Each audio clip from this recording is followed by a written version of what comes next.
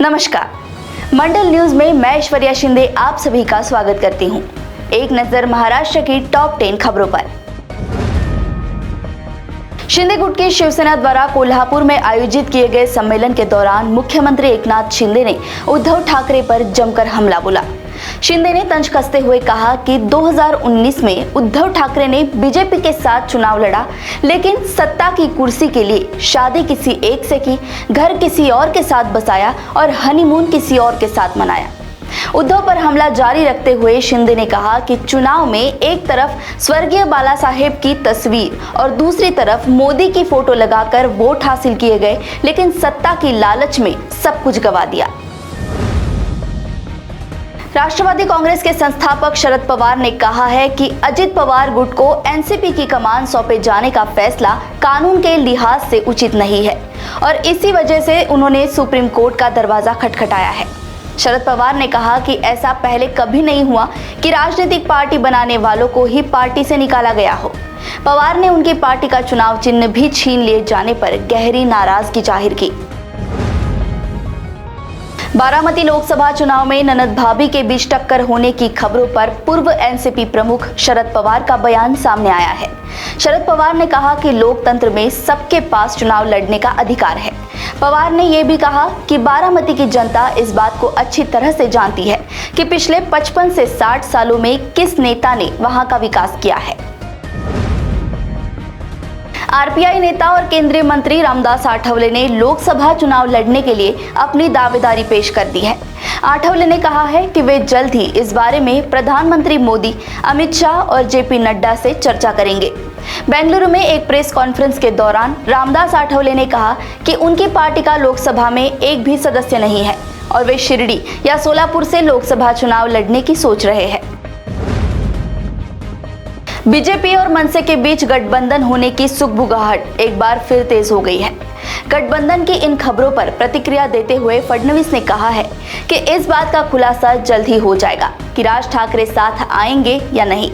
मनसे प्रमुख से बढ़ती मुलाकातों पर बोलते हुए फडणवीस ने कहा कि राज ठाकरे उनके अच्छे दोस्त थे और आने वाला समय बताएगा कि भविष्य में मनसे कहाँ होगी।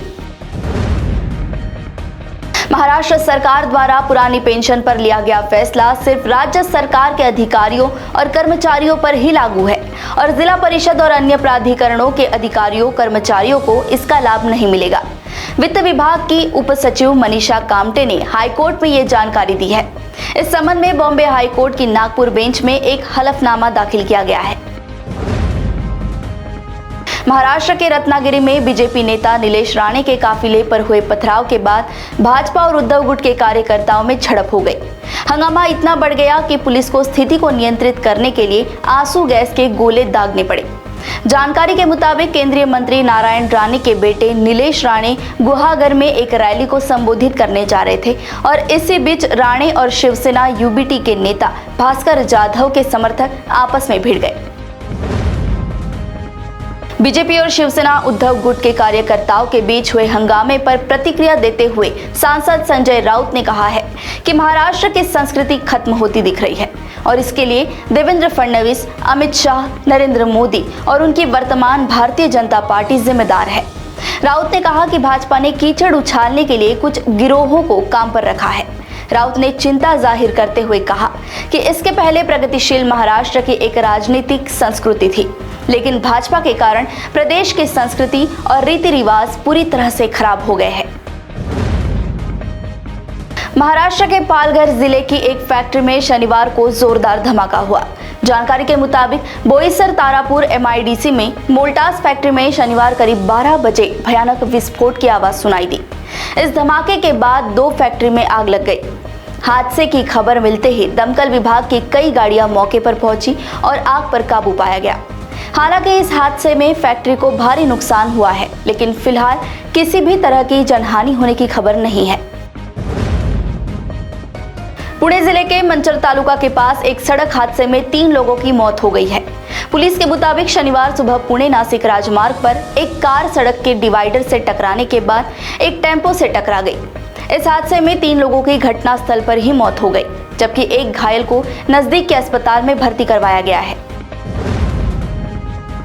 ऐसे ही महाराष्ट्र की टॉप 10 खबरों को जानने के लिए देखते रहिए मंडल न्यूज। और अब तक अगर आपने मंडल न्यूज के चैनल को लाइक और सब्सक्राइब नहीं किया है तो अभी लाइक और सब्सक्राइब करें और देखते रहिए मंडल न्यूज।